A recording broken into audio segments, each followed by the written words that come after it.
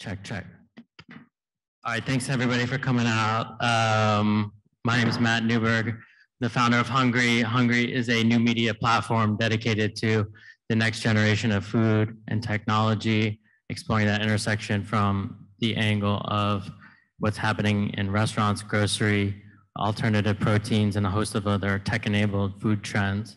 I'm very pleased we have a great lineup of a panel today. I'm going to have everyone kind of go and introduce themselves shortly, but kind of the theme, as Greg mentioned, is kind of the next wave of technology that we're seeing coming out of the grocery and restaurant industries. As we've seen penetration skyrocket for restaurants and grocery when it comes to online delivery, the existing set of infrastructure we have in this country is just not going to be able to fulfill the amount of demand that that the internet has brought and that convenience has brought. Hence, we have had the introduction of ghost kitchens, which are facilities that are purely for the purpose of restaurant quality food delivery. And then we have on the grocery side, stores that are not open to the public that are just doing fulfillment of online grocery and convenience orders. So everyone here has a different role within those two sides. And I'll let David introduce himself and then we'll go down. Yeah, hello. Thank you for having me. I'm David. I am a fourth year college student at UCLA. I run Duffel. We deliver groceries to college students in 10 minutes using electric scooters. So we use data to wholesale the most popular products on the campus. We store them in our own dark stores and deliver directly to our customers. And the combination of student labor with their institutional knowledge of the campus and the micromobility of the scooters allows us to deliver really quickly and efficiently. And I think it is fundamentally a better model when you look at it from an environmental perspective. Less food spoilage and a lot more labor efficiency, and vertical integration allows you to get more selective with the products you deliver. So, hey, I'm John. I'm the founder of Local Kitchens, and we build what we call micro food halls. So the idea is that we build a food hall that's kind of shrank into about 2,000 square feet with the goal of really helping local restaurants scale to the suburbs from the cities. And I think we're different from ghost kitchens in two key ways. So one is we really have a suburban focus. We have a neighborhood presence, and folks can actually walk into our stores in order for pickup in addition to delivery. And then second is we only focus on really great local restaurants. So we don't do virtual brands, we don't do national players. We're very focused on our mission to help local restaurateurs scale and kind of adapt to the delivery market. So yeah, we're Local Kitchens. Hey everyone, I'm Alex Canter, CEO and co-founder of Ordermark, now known as Nextbite. We officially rebranded last week. Ordermark is a restaurant technology company that enables restaurants from mom and pops to large chains across the country to manage their entire off-premise business from a single device in their kitchen, plugging them into Uber Eats and Doordash and Grubhub and all the different delivery platforms that are out there. And we also create virtual restaurant brands that exist in the back of regular underutilized restaurant kitchens all over the US as well. And we're based in LA and Colorado, and happy to be here, Matt. Thank you. Hi, good afternoon, everybody. Lilly Shoup, I'm with the Rebel Group and a board member of Urban Movement Labs. Different perspective on the panel. My work is really focused on developing and cultivating partnerships between technology startups and mobility companies with local governments, transit agencies, and cities. So excited to have this conversation today to think about what we can learn from some of the mobility experiences that many folks in this conference have had when we think about an emerging technology area like this one. So excited to have our conversation today. Okay, thanks everyone for introducing yourselves. So I want to kick it off kind of starting with restaurants. And that's kind of the middle two guys here, Alex and John. I guess either one of you talk to us about kind of the future role of delivery marketplaces like DoorDash, Uber Eats, Grubhub, et cetera, and against kind of the backdrop of ghost kitchens, which are basically doing vertically integrated and marketplace delivery from pure, delivery only kitchens, and kind of what that looks like over time. Happy to kick it off here. So we have seen a lot change in the last 18 months with COVID and the way that that's changed what a restaurant is. 10 years ago, when people were hungry, they would get in their car and drive to a restaurant. Now they open up an app like Uber Eats or Doordash, click a button, and a restaurant comes to them. It's no longer 18 to 34-year-olds using these platforms. It's everyone in this post-COVID world. And everything that we thought was going to happen over the next 10 years, digital shift-wise, happened in a matter of months, which creates lots of opportunity for restaurants to reach customers where they are right now. But it also hurt a lot of restaurants that were not set up for this in any way, shape, or form. There were 120,000 restaurants that went out of business permanently last year as a result of COVID. And that is a very devastating number from just an employment standpoint. And the restaurants that did survive had to pivot, had to change their strategy, and had to rethink their physical landscape for an off-premise business, creating a pickup zone where drivers can come in. Not everyone is as lucky as a Sweet Green, where they have a separate delivery driver entrance, or Chipotle, where they have a second make line for off-premise food. And so everyone had to make these major physical adjustments to get to this point. And now, even with restaurants reopening, delivery is up substantially compared to where it was pre-COVID. Just quick show of hands. Who in the last week has ordered restaurant food delivery? Okay, very cool. And then who in the last week has ordered grocery delivery? Okay, much fewer. Interesting. Okay, sorry. Go ahead, John. Yeah, I'd echo a lot of that. I think, my perspective, I was one of the first employees at Doordash. So I've kind of seen the journey from, delivery and online ordering as an add-on to, really becoming really the core of a lot of the business model. So I agree on the restaurant side. I think rebuilding the physical environment, rebuilding the labor model in a sustainable way is super important.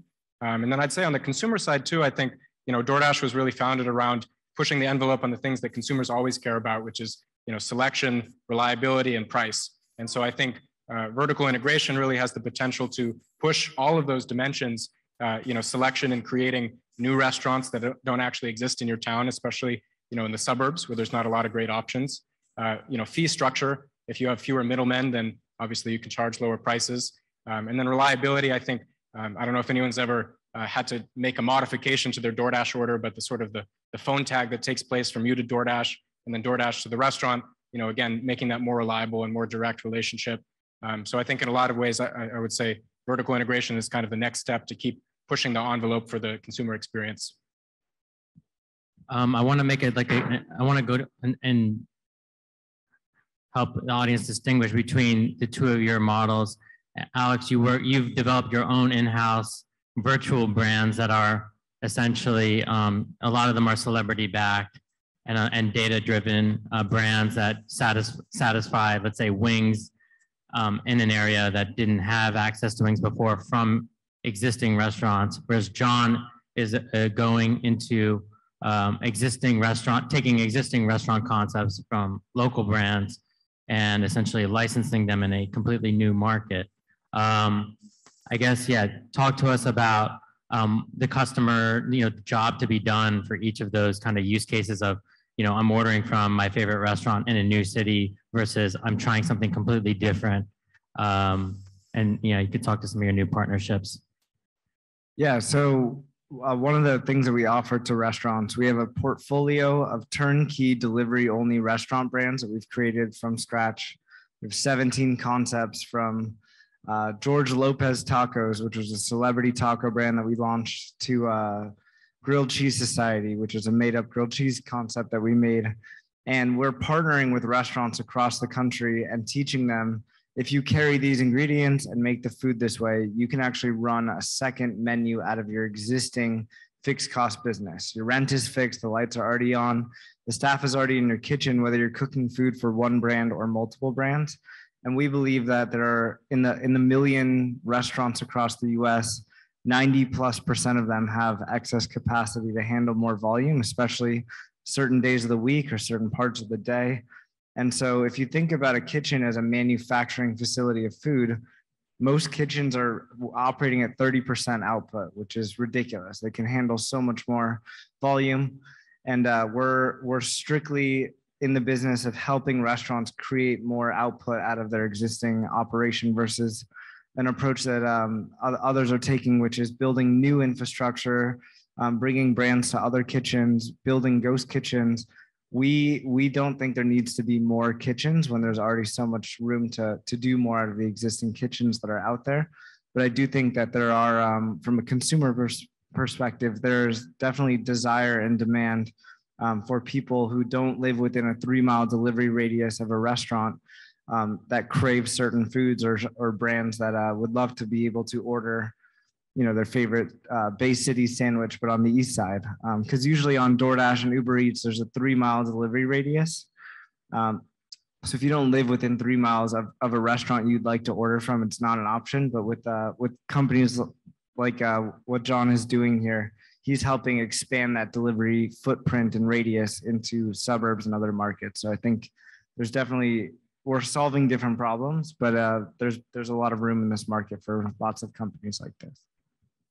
Yeah, I'd agree. I think, for us, the prototypical brand partner, I don't know if anyone's from San Francisco and knows about Señor Sisig, that they're a homegrown kind of Filipino fusion food truck. For many years, they were the top food truck in the Bay Area, and then, recently built 2 bricks and mortar restaurants. And for them, I think they're, interested in scaling. They want to keep growing their brand reach, but investing in a physical restaurant or even a ghost kitchen where they're operating themselves is pretty out of reach. They're really chef creatives and they have this concept that they want to scale, but they don't want to be the ones to operate it. So for them, paying them a royalty check is a really great way for them to grow their restaurant without, doing a lot of the work.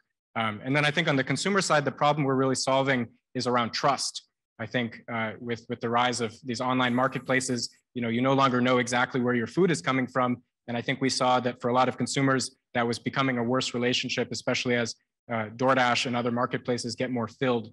And so for us, only working with established brands that have food that you can trust, and then also having these physical storefronts in the community, we're not these dark kitchens. You can actually walk in and see your food getting made. We think that that's really one of the core problems in the space to build trust with consumers. Raise your hand if you bought something on Amazon in the last month.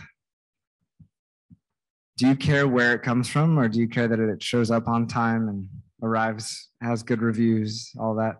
Has anyone ever looked up where their products come from? Some of you. So but you're putting it in your body. Exactly. So I have when I get advertised something on Instagram, a pair of shoes or a jacket, I'm not questioning is this a brick and mortar brand or a virtual brand? It's a brand.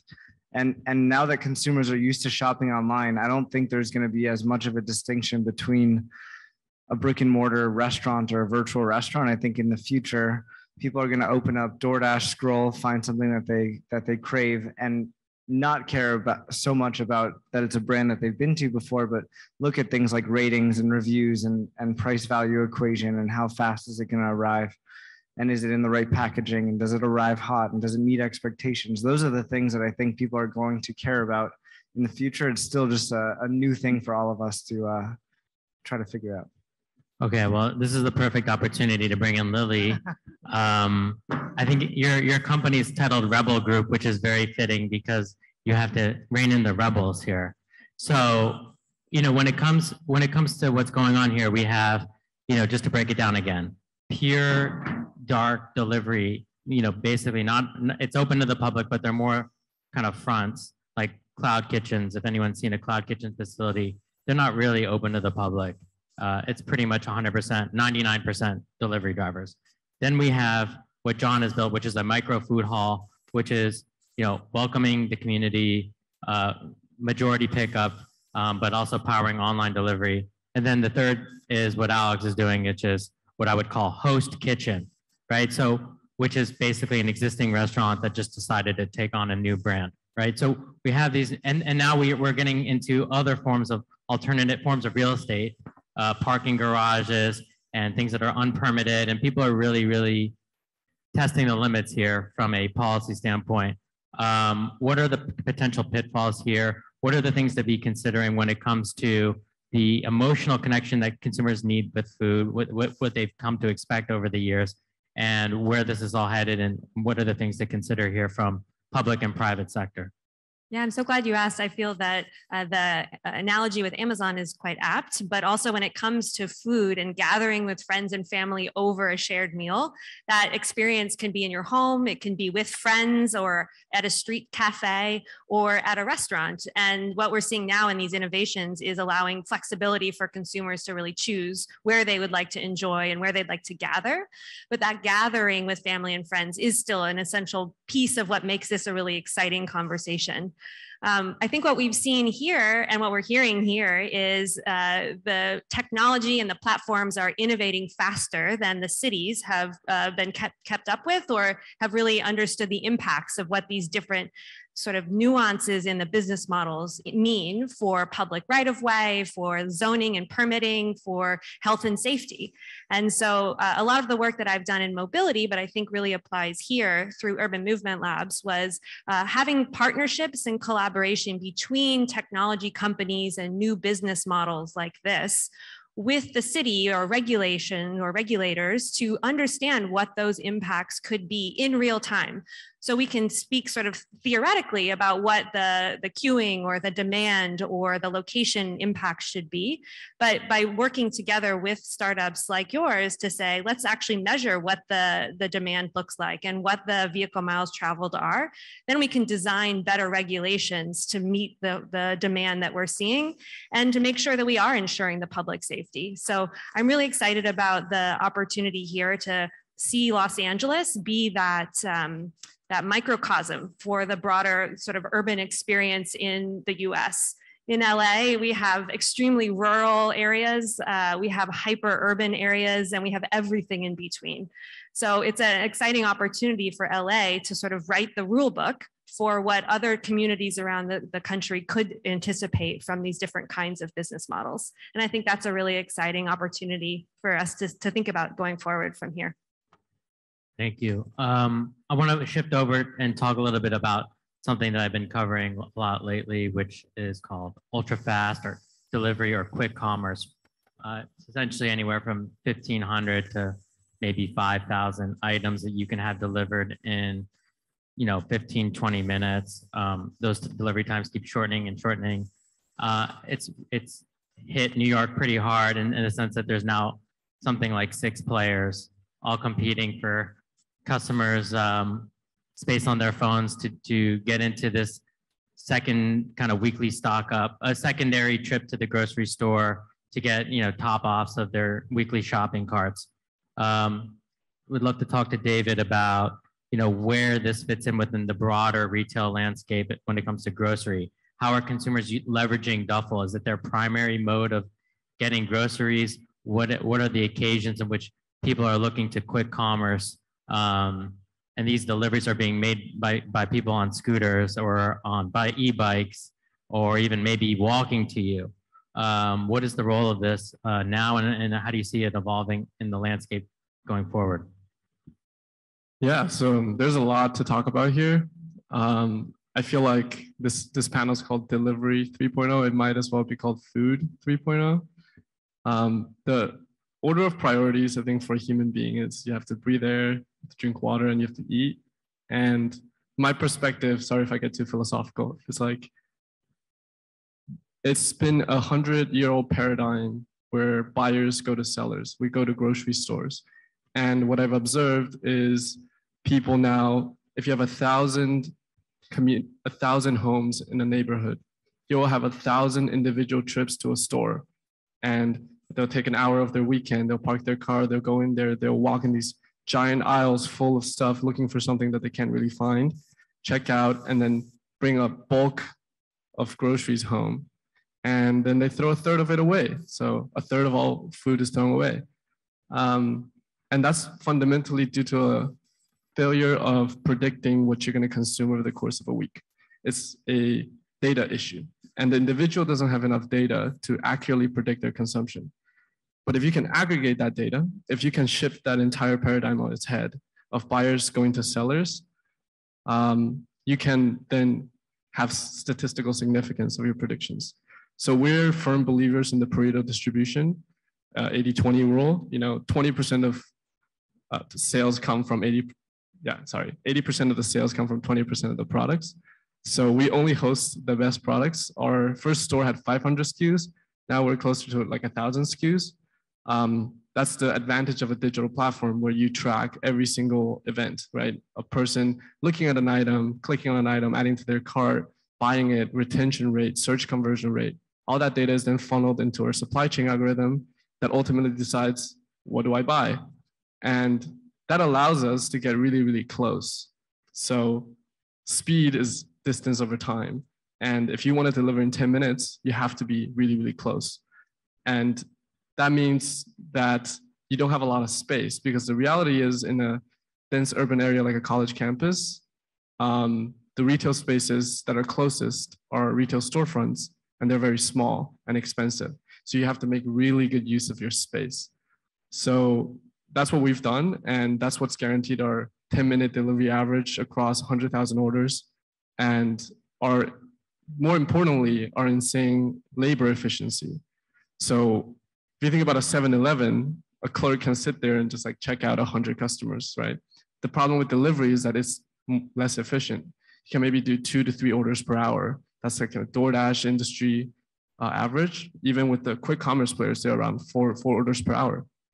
We do 10 orders per hour. It's because of the micromobility, institutional knowledge of the students, and the proximity of our stores. So I think a lot's going to happen going forward. This market is going to really evolve over the next decade. If you're kind of following the trend, we started in the 90s with like Webvan and Peapod, and then there was the Instacart marketplace model, and now there's a quick commerce wave. $14 billion just went into this industry in the last year. There's 3 unicorns minted in this industry in Turkey, Europe, Southeast Asia. And all of them have something in common. It's like these are regions with high population density. And the only regions that really have that in the US are like major cities like New York, Chicago, LA, or college campuses. So our focus is just on this niche, but we believe that there will be a dark store at every corner, because fundamentally the customer will always want faster deliveries, cheaper prices, better selection. Like Jeff Bezos had on, like that's forever always going to be the thing. So this offers customers the best experience. And fundamentally, from a paradigm perspective, it's more energy efficient, labor efficient, and it's better for the environment because you have less food shortage, food wastage and spoilage, and you can actually have an entirely electric fleet.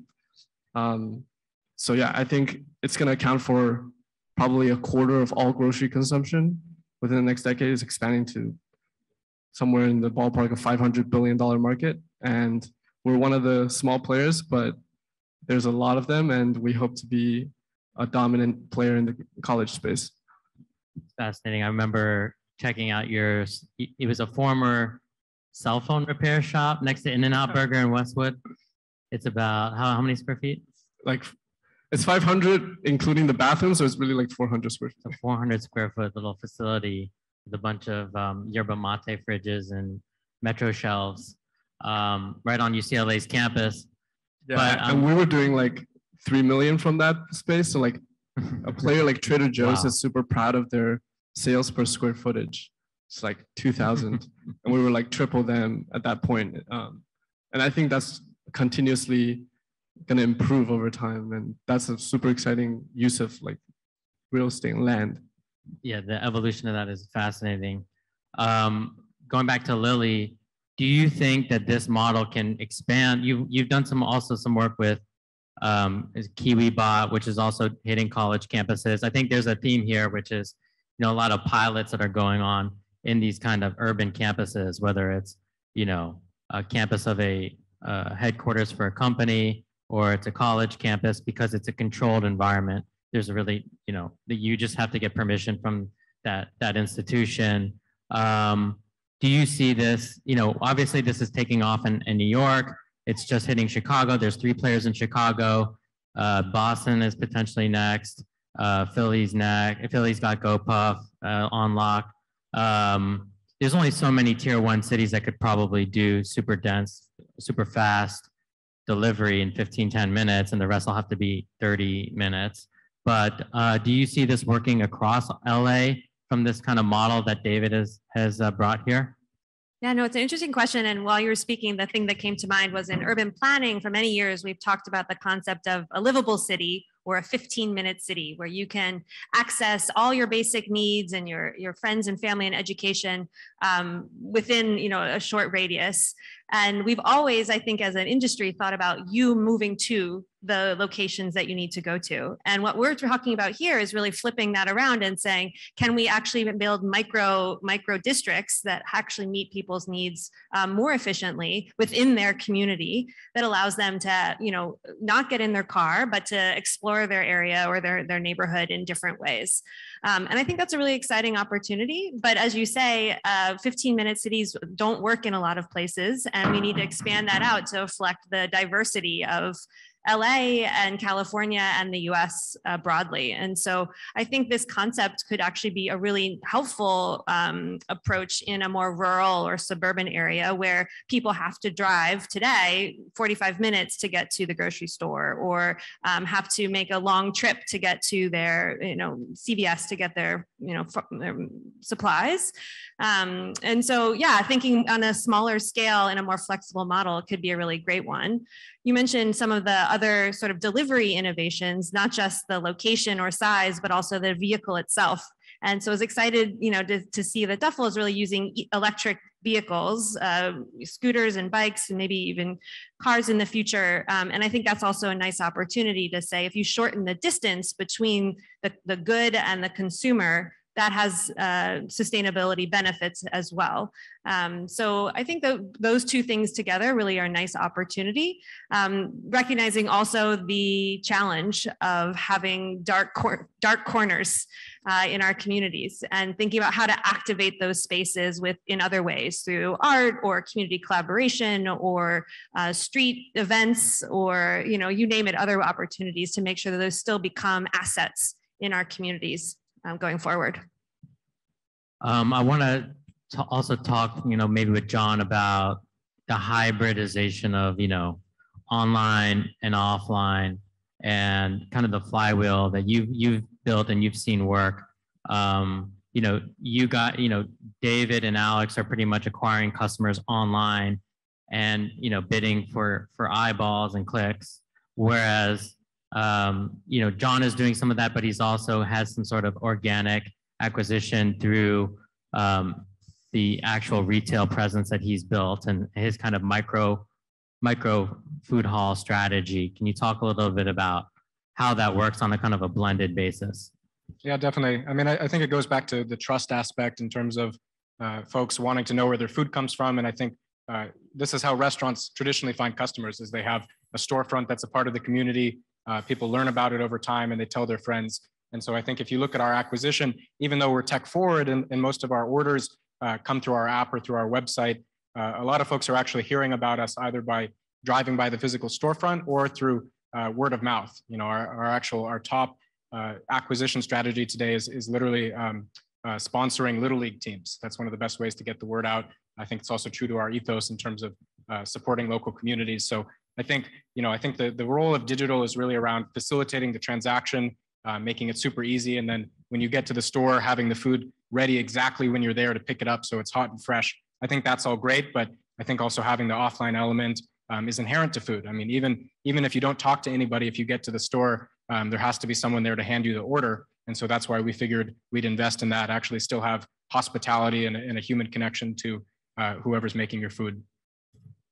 Just to add on to that, I think people underestimate how strong pickup still is. Like even in lots of ghost kitchen facilities like Cloud Kitchens and Kitchen United, most of the operators that are in these delivery only facilities are moving into these kitchens to crank out food for off-premise business. But from my own experience with my family's restaurant business, which is Canter's Deli, we had a location in Pasadena that was supposed to be mainly off-premise, but actually 60% of our orders in this facility were still people walking in, to order for pickup and placing their orders in the actual walk-up area. And like, if you look at the total restaurant TAM of orders that are happening right now, it's still a very small percentage that's happening through delivery. A growing portion is happening digitally, which just means that the SEO that's happening on these platforms is just as important. Your digital storefront on Uber Eats is just as important as your physical storefront and the sign that you have on the top of your building. Because when somebody opens up Uber Eats now, there are thousands of options to choose from in a city like Los Angeles. But if you're a restaurant and you appear on that first page or somewhere in one of the first carousels, you might get 10 times as many orders as someone who's just a search function only. And so your digital storefront is becoming equally as important as your physical storefront. And I think that's something most restaurants completely underestimate, the importance of high quality photos, the importance of how they appear in this new digital world that we live in. Not to mention the incumbent, the biggest off-premise channel, which is drive-through, of course. Yeah, I totally agree with you, John. I think food is always going to be a very human thing. Even in our space, it's somebody delivering your food, and people actually find out about Duffel like all through word of mouth. And it's because it's their friends who are their customers, who are also the employees or the people working at the stores. It's the same demographic. All our employees are our top customers, and they drive all our referrals. So I think fundamentally we're building a world where you have these distribution centers and kitchens feeding people, and there will be people working in them. And it's very important for us to really understand like how to keep them happy, how to keep them engaged, and how to keep the community vibrant. And like if you walk around Westwood at UCLA today, you'll just see like orange sign, just orange racers everywhere. And it's something that I think is important. And I think ultimately I see these dark stores having a pickup and retail presence. There's no reason why you can't take a short walk to pick up your groceries or to return your recycled paper bags to the store or your recycled milk bottles to the store. It's actually a nice little thing. Or even check out some farmers market produce or the fruit truck vendor, that pulled up. And you just have to engineer a system where you have a very efficient back of the house warehouse that's delivering in 10 minutes, but also a pickup area or a customer support area where you can come in and sit down and interact with the employees. And I think that's a great future. Can you talk a little bit about how your model affords you to do these things? I mean, the marketplace model of Doordash is effectively taking other operators' products and charging a commission on top of them, and just being completely asset light. Whereas you guys are actually a first party retailer, and John is as well, but he's also playing on the marketplace. But you're purely vertically integrated. Can you talk a bit about how those unit economics kind of work at a high level and why that allows you to, who pays for the delivery, how that works as far as your driver, what do you call them, racers? And yeah, kind of all that stuff. Yeah, I think we have big dreams for what the company can do in terms of changing the way people eat. We like to say we want to create a world where you can boil water and then buy your pasta, and you don't have to wait. You can get your ice cream in mid TV series instead of waiting for the next episode. But I think the three most important components to a P&L is like a dark store is the cost of the product, the cost of the labor, and the rent. And everybody is going to vertically integrate and do direct to producer and get really high volume bulk purchases and reduce their cost of product. The real question is how can you increase the labor efficiency and the real estate efficiency? And that's what we really focus on. So how do you get the most number of orders per racer per hour? And we've done 10 average across our stores, but our hypothetical limit is much higher. Like once a racer did 81 orders in 3 hours, that's 27 orders now. It's incredible, it's ludicrous efficiency. And that allows you to be extremely capital efficient on the fulfillment side. And when you're capital efficient on the fulfillment side and your entire store is built on the Pareto distribution and you don't have a lot of rent to pay with low square footage, then you're very contribution margin positive. So I think of all the research I've done, there's like 44 players in this market. We're the most contribution margin positive, like 25 to 30%. Lilly, I wanted to get back to you on kind of the automation piece here and making this more profitable. You know, Coco is here at CoMotion, showing off their their delivery robot. We have drone delivery. You've worked with Kiwi and Tortoise. How will this? Who will be using these kinds of services? Where will they work, and what will the congestion look like between, you know, people delivering by foot, people delivering by e-bike, and people delivering by car, and people delivering by e-scooter, Air or whatever else have you for vehicle type? Yeah, no, it's a great question, and I think the explanation of the labor and time and efficiencies that you're driving is actually exactly the kind of innovation that I think we're going to see more of when it comes to autonomous vehicles or electric vehicles or shared fleets that, you know, different companies can even share to do delivery. I think we're at a moment where we're experimenting with what is the right land use or urban density to match those different vehicles. So, you know, a lot of the companies are thinking about making last mile deliveries, but sometimes that last mile can be a really tough mile. And so thinking about how a different vehicle might be needed in one part of Los Angeles that would not work in a different part of Los Angeles. And that's okay. But I think that's an area where the city is also thinking about those questions. Where should we put in new bike infrastructure because we are seeing increased deliveries by bike or by scooter? Or where are we seeing the need for more sidewalks or wider sidewalks to accommodate the kind of pedestrian or delivery volumes that we're starting to see? So having that data and that information on where the locations of these facilities are and what kind of demand they're seeing is actually really helpful for thinking about what the urban impact could be, and then how we can work together to structure sort of public-private partnerships that would incentivize or put in place the infrastructure needed to accommodate more deliveries in these locations.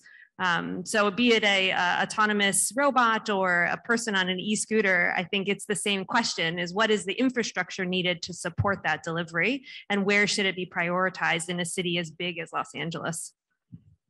Okay, thanks. We got 10 minutes left. I want to open it up for Q&A. So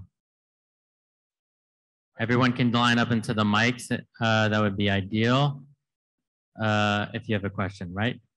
Okay, cool. Hi, it's really interesting. So I have a question, I guess, probably mostly for David, but anybody else too, on new product discovery. So there's always, you know, from a company that has a product in the grocery store, the battle for the end cap, or you see it especially in cosmetics where there's incredibly wasteful packaging to get a label put on that. So when you're deciding which SKUs to carry online, how do you still kind of allow for new entrants? Is it totally based on, you know, these 5 people bought this brand of milk, so that's the only milk we're carrying right now? So how do you view new products coming in? And then also on the packaging side, do you see an opportunity in the future to work with you know, product makers to reduce the size of their packaging because the marketing is totally digital, kind of to some of the other points that were made? Yeah, no, we source new products mainly from the community. Our customers can input recommendations that then get added to the supply orders. But ultimately, we have a sustainability mission. And we make deliberate choices to selectively replace popular products with sustainable alternatives. So when you talk about climate change and global warming, you have to think it's food, transportation, and energy production. That's the major causes. And they have a lot of bad externalities on the environment. You can't, I don't believe that you can regulate your way out of it. You have to fundamentally change the customer's behavior. It's the individual's choices that's affecting all of these things. And people won't do what's morally right if it's less inconvenient or it's more inconvenient. So if you make the sustainable option convenient and they have to walk 10 minutes, they have to walk 30 minutes to get, some toothpaste when you could get the sustainable alternative delivered to you in 5, you will choose the sustainable alternative. So when we detect that, a lot of people are buying trash bags, we will replace it with biodegradable ones. When a lot of people are buying toothbrushes, we'll replace it with a bamboo toothbrush. So we make these deliberate decisions as corporate, and we measure kind of the conversion rate based on existing products. And I think in the long term, there's a lot of opportunity for local and working with players that are already in the community. So at UCLA, we have a baker that just likes to bake, and she delivers 1,000 cookies a week that she bakes from her oven at home. I don't know how she does it. And we're the #1 cookie seller now. And the fruit truck down the street works with us, and we've sold 70,000 cups of fruit. So we've made people eat more fruit. And I think stuff like that is continuing to be super high leverage and powerful additions. So thank you for this. It's really, it's great learning so far. And I'm thinking about it from a land use regulation perspective as a volunteer planning commissioner. So listening to Lily's discussion about sort of policy choices, I'm wondering if you could talk a little bit about regulatory and compliance issues. So for example, when you talk about the pickup market, I think about issues with curb use and curb cuts. But on the other hand, listening to you, Alex, I'm thinking about SB 1383 coming into effect with food waste recovery, and you're actually offering restaurants a solution to have less waste, and potentially you're going to have a solution for them to do something with their waste, right? So these are some competing goods. Could you talk a little bit about the regulatory or compliance issues that you've faced and where you think there are opportunities for support, but also where you think it's reasonable for cities, and Lilly, maybe you could speak more about this, to take a look at how these kitchens and services are operating, particularly like the street activation is a big one, but what else? They're like, regulate. Yeah,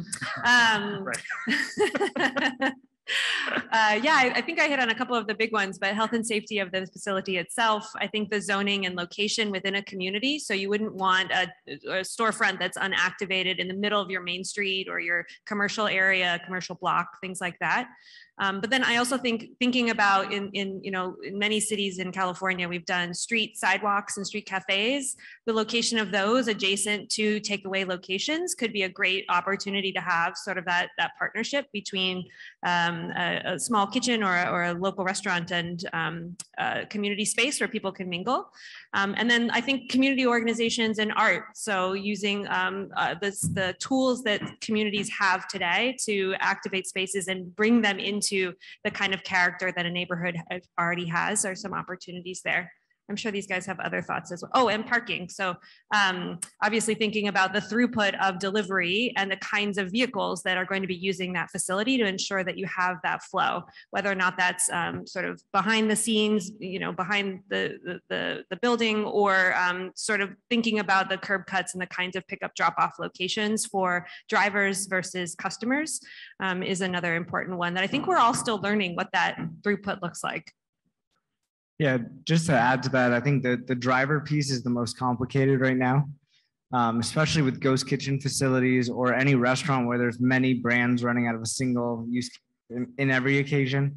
The driver pickup experience is awful right now. It's not good for the drivers, not good for the restaurant, not good for the people waiting for their food. And that there's a lot that needs to evolve to make that better. I think more loading zones and specific driver pickup areas or pickup locker stations on city blocks where restaurants can maybe bring food to a locker and then people can come grab food out of that locker. There's a lot that I see a lot of room for improvement on that side that would make the whole experience better for everyone. Just to add to that, I think a regulatory area that will be under siege in the future will be zoning department because, you know, medallion laws with Uber and short-term rental laws with Airbnb. When technology comes, regulation has to adapt. And the reality is space, and obviously there is optimized space for commercial use, but if we can use underutilized space all over the city, I think it can be a powerful thing. I'll just say that we're seeing a lot of kitchens where there were no kitchens before in Right. parking lots that are not permitted. We have a lot of people selling alcohol, which requires them to be open to the public to do the hybrid, use case of opening their doors up to the public. And we're definitely seeing people playing fast and loose with regulation and begging for forgiveness later when it comes to the sanitation and the traffic congestion of these ghost kitchens that are located next to residential buildings. There was no framework in place because it's neither here nor there on a warehouse versus an actual restaurant or store. Thanks.